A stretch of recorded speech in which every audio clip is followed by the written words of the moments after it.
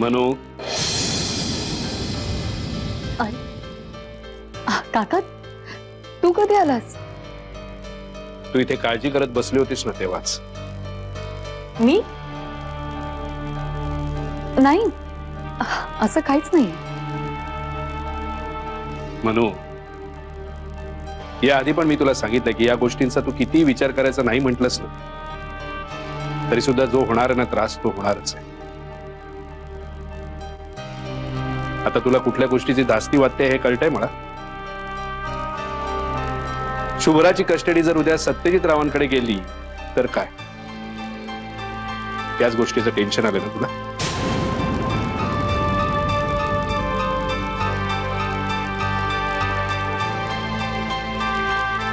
शुभ्राच्या कस्टडीचं tension तर आहेच रे मला,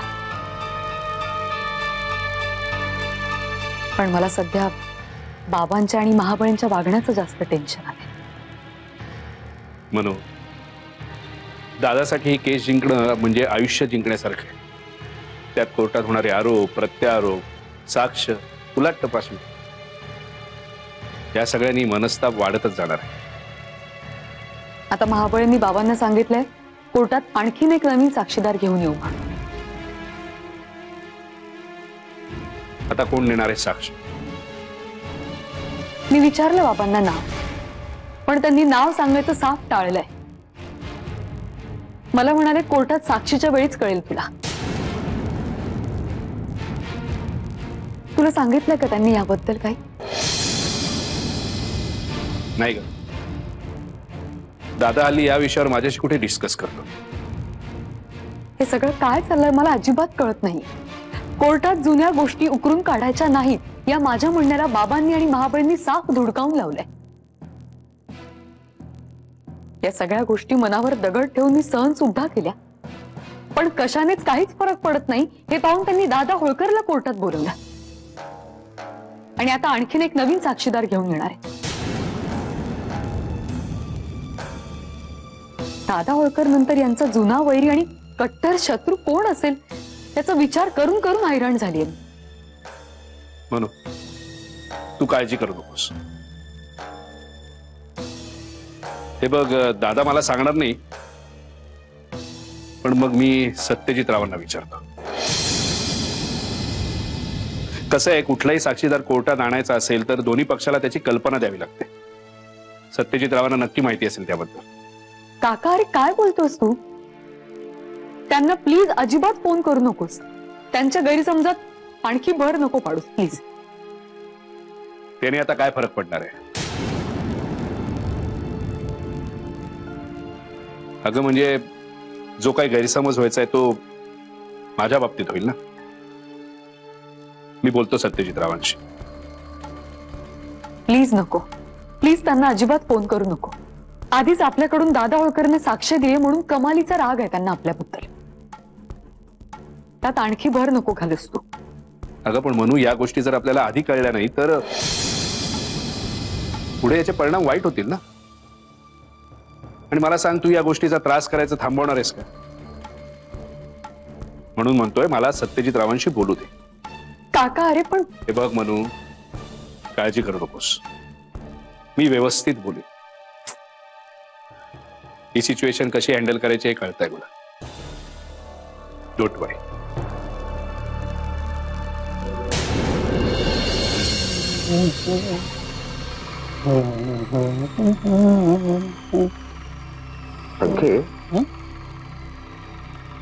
समजा एखाद्या सुंदर बाईने तुम्हाला सांगितलं की एखाद्या माणसाचा खून करा, तर तुम्ही तो करा. मग मीची बाराखडी नको. एका सुंदर आखीव रेखीव बाईनं तुम्हाला सांगितलं की एखाद्या माणसाचा खून करा बुवा, तर तुम्ही तो कराल का?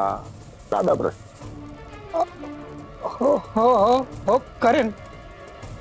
म्हणजे एखाद्या सुंदर बाईनं तुम्हाला सांगितलं की एखाद्या माणसाचा खून करा, तर तुम्ही तो कराल, तर तुम्ही आता हो म्हणाला. हो करा मग माझा खून.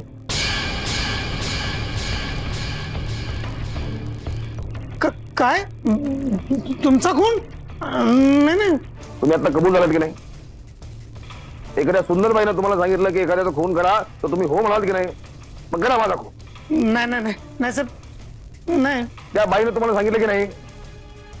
त्या बाईने तुम्हाला सांगितलं की तुम्ही कबूल झालात ना आता? त्या बाईने तुम्हाला सांगितलं की खून करा तर तुम्ही कराल असं तुम्ही म्हणाल की नाही? अहो साहेब, कोण कुठली बाई? ती बाई गेली आता. ती बाई तुमच्याकडे आली, तिने तुम्हाला सांगितलं एखाद्याचा खून करा, तुम्ही हो म्हणाला तिला, तुम्ही कबूल झाल्यामुळे ती निघून गेली. आता खून करायचं नव्हतं तुमच्यावर आहे, तुम्ही तो खून कराल, तुम्ही कबूल झालात, कराल, करा माझा खून. नाही नाही नाही नाही साहेब. काय चुकलं? तुम्ही आता कबूल झालात की नाही? तुम्ही आता हो म्हणाला की नाही मला सांगा खून करायला? अहो साहेब, खोटं बोलतोय मी. नाही नाही नाही, मी तुमच्या पाया पडतो. तांबडे बाबाचा भक्त मी, खोटं बोलतोय मी. नाही नाही नाही नाही. करा खून. ते डोक्यात घाला माझ्या. अहो, माझं चाकू बिकू बघा कुठे घोटकून टाका मला, नाही. मारून टाका. अहो सुंदर बाई तुम्हाला सांगितलं ना. मी तुमच्या पाया पडतो. हे असलं काय सांगू नका साहेब मला. मी तुमच्या पाया पडतो. हा. खून होईल तेव्हा होईल, त्या आधीच तुम्ही मराल, एवढे घाबरू नका. शांत संख्ये, जरा शांत. काय सकाळपासून वीज नव्हती घरात, लाईट नव्हती, म्हणून म्हणून तुमच्या बुद्धिमत्तेची चाचणी घ्यावी, तुमच्या बुद्धिमत्तेला धार लावी. ती तुम्हाला लागत नाही, पण आम्ही प्रयत्न काही सोडत नाही. एवढं मात्र खरं आहे, एका सुंदर राखीव रेखीव बाईनं आम्हाला एक खुनाची सुपारी दिलेली आहे. त्यात जर मुधोळकर अडकला तर मनोरंजनच मनोरंजन, मनोरंजनाचा डबल धमाका. Entertainment entertainment, double entertainment. ओलाला ओलाला. पुढची काय ओळ? तू है मेरी फॅन्टसी. ती तिसरी ओळ आहे. मूर्ख आहात तुम्ही. ओलाला ओलाला ओलाला ओलाला, तू है मेरी फैंटेसी, छुनाना छुनाना छुनाना छुनाना. अब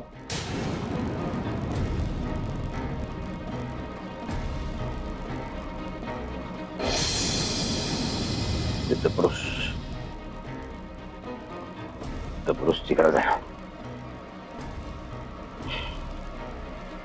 तुम कहां मैं यहाँ, ओ सिद्ध पुरुष जाने जहां ढूंढता फिर रहा मैं तुम्हें, रात दिन है यहाँ से वहां.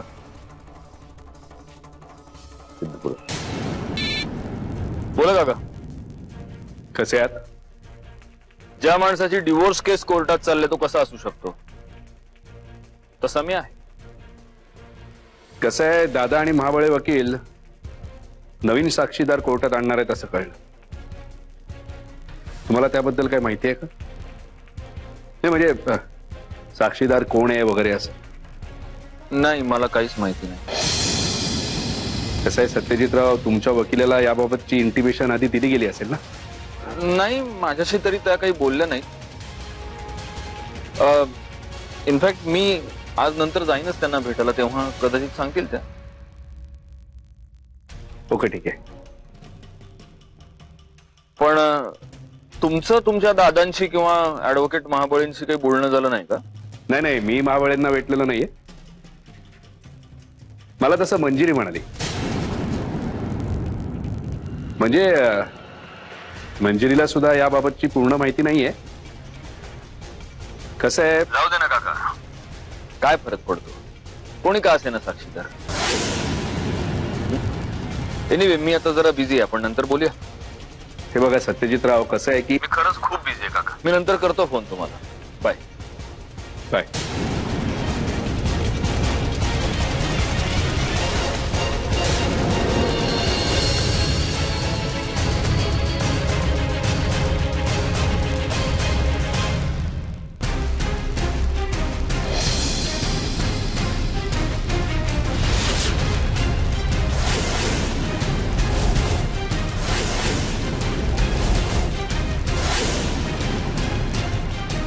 पक्षी आकाशात कितीही उंच उडाला तरी त्याला कधी ना कधीतरी जमिनीवर यावंच लागतं. त्याला उडताना असं खूप वाटत असत की पृथ्वी किती छोटीशी आहे, किती क्षुद्र आहे, आपलं आकाशात चांगलं. पण शेवटी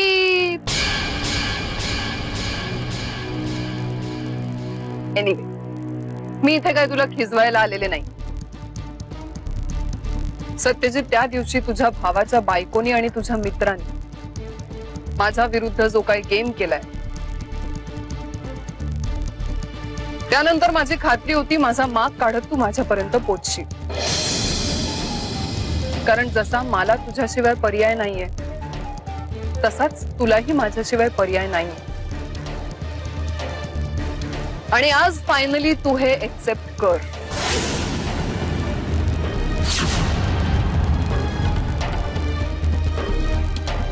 मुद्द्याचं बोले. तू मुद्द्याचं बोल, बिनमुद्द्याचं बोल, तू काहीही बोललास तरी मला नेहमीच ऐकायला आवडतं रे. मला असं कळलंय की माझ्या आणि मंजिरीच्या डिवोर्स केसमध्ये तू साक्षीदार म्हणून कोर्टात उभी राहणार. हो, तुझ्या माझ्या प्रेमाची गोष्ट अख्ख्या जगासमोर जर रंगवून रंगवून सांगण्याची संधी मला मिळत असेल तर ती मी का सोडायची.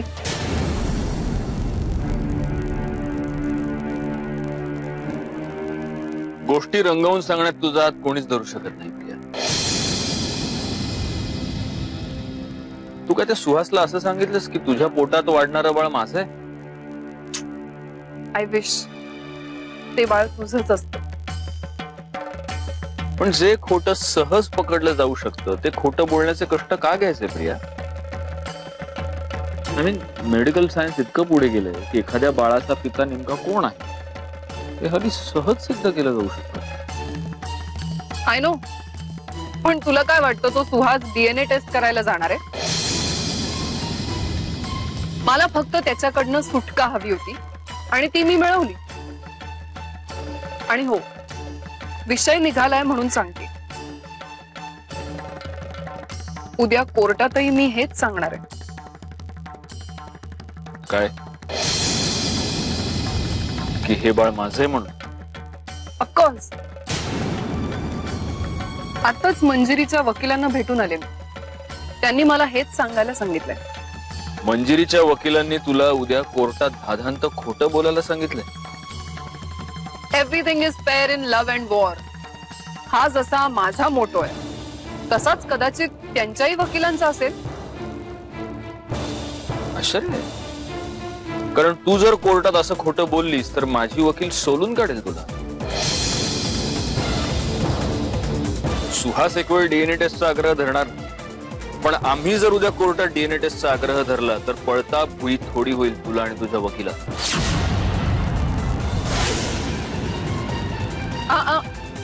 माझे नाही, मंजिरीचे वकील. आणि सत्यजित, मला जे बोलायला सांगितलंय ते मी बोलणार आहे. त्याचे परिणाम काय होतील आणि ते कसे निस्तरायचे हा त्यांचा लुकआउट आहे, माझा नाही. पण कोर्टात शपथेवर खोटे बोललीस म्हणून तुझ्यावरही कारवाई होऊ शकते. तू काय मला इथे घाबरवायला बोलवलंय? मी तुला इथे एक ऑफर द्यायला. कसली ऑफर? खोटंच बोलायचं. उद्या कोर्टात खोटंच बोलायचं, पण असं खोटं बोलायचं ज्याचा तुला काही त्रास होणार. सेफ मी सांगेन ते. म्हणजे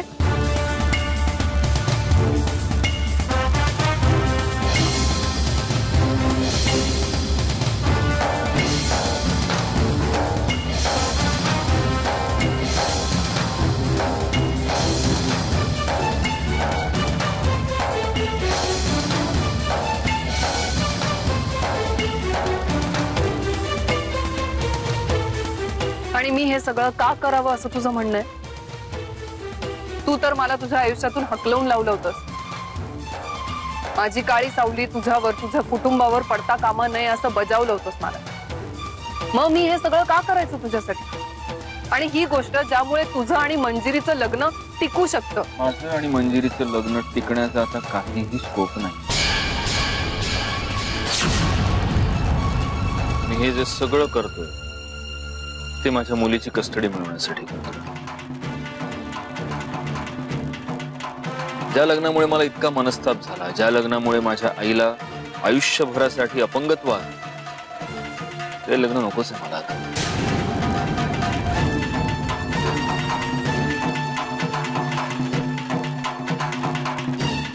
हेच जर तुला आधी कळलं असतं तर आज गोष्टी किती वेगळ्या असल्या असत्या. मंजिरीच्या जागी मी असते, आपलं लग्न झालं असतं, आपण किती खुश असतो. मावशीला फुलासारखं जपलं असतं मी. सत्यजित, आपल्या आयुष्यात एवढं सुख असतं ना की हे असतं ते असतं असं का बोलतेस तू? आपण जर ठरवलं तर गोष्टी अजूनही होऊ शकतात.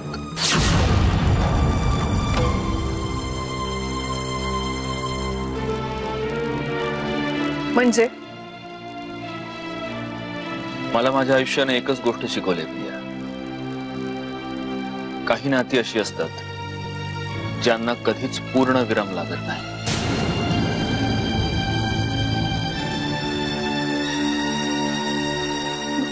एक मिनिट सत्यजित, म्हणजे तुला असं म्हणायचंय की म्हणजे आपण मला जे हवंय ते कोर्टात बोल. पुढे तुला जे हवंय तेच होईल.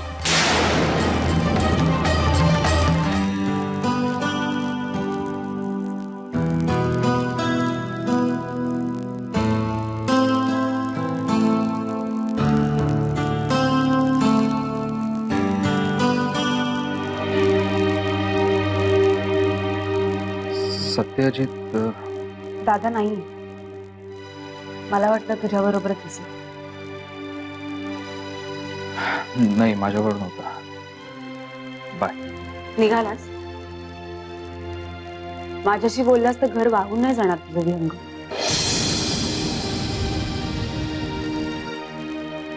तूच म्हणालास ना आपल्यात मैत्री आहे, जिव्हाळा आहे, तिथेच थांबूया. मग थांब ना, आहे तिथून परत का फिरतोस? तुझं टेन्शन तुझ्या चेहऱ्यावर स्पष्ट दिसतंय. काय झालंय? प्रिया उद्या कोर्टात सत्यजित विरुद्ध साक्ष देणार आहे. काय? होय, मला शिवराज काकांचा फोन आला होता. त्यांना हे कळलं की वहिनींचे वकील उद्या कोर्टात कोणी नवीन साक्षीदार आणणार आहेत. मला काहीच माहित नव्हतं, म्हणून मी न राहून शेवटी ऍडव्होकेट किरणना फोन केला. तेव्हा त्यांच्याकडनं कळलं की ती प्रिया आहे. पण प्रिया कुठे भेटली त्यांना? ती स्वतः जाऊन भेटली असेल त्यांना.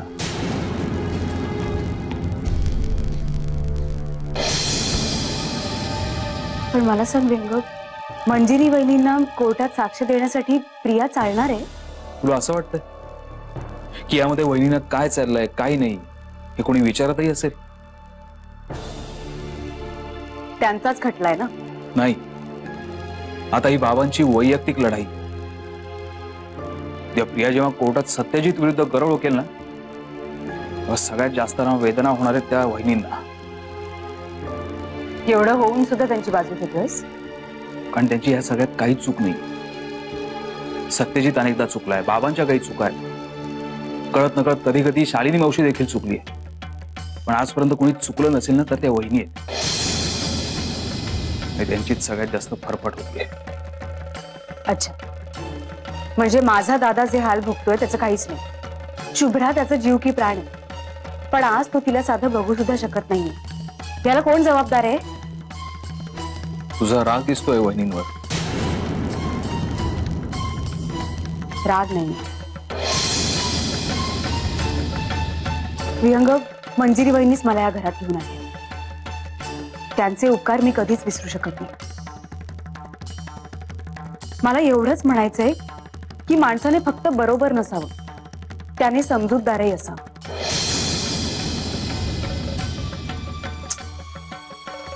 एनिवे, आपण का म्हणतोय?